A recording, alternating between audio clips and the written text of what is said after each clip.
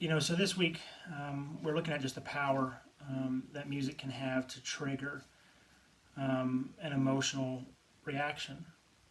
I think back on my day of, the height of the underground punk rock scene of the 80s and 90s. There was this little club in St. Petersburg, Florida that me and my friends could go every Saturday night with like $10 and a can of soup to the local food pantry. You could go in and just see some punk rock bands play, and whenever some of their songs kind of come across my Spotify list, I mean, I'm immediately transported to that time.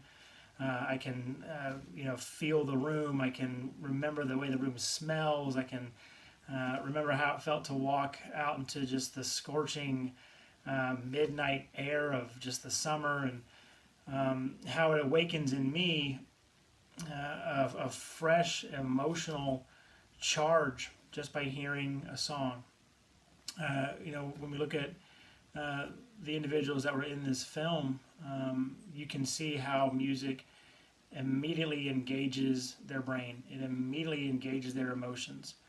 A lot of the clients, especially the one that was featured in this short, just really had no interaction with himself. He really had no interaction with those around him until he was engaged and interacting with music and hearing songs from his youth totally transformed his emotional state.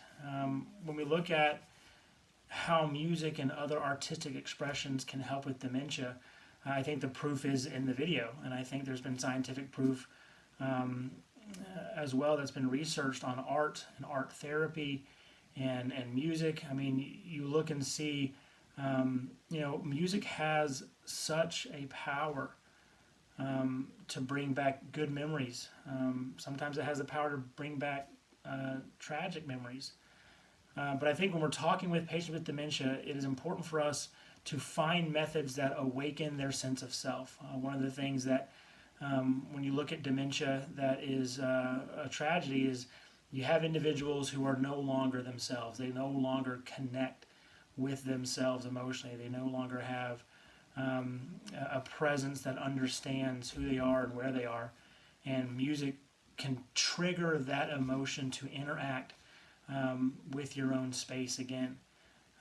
For social work, what I think is very, very important is a lot of times we're going to deal with clients that have a very difficult time talking to us or expressing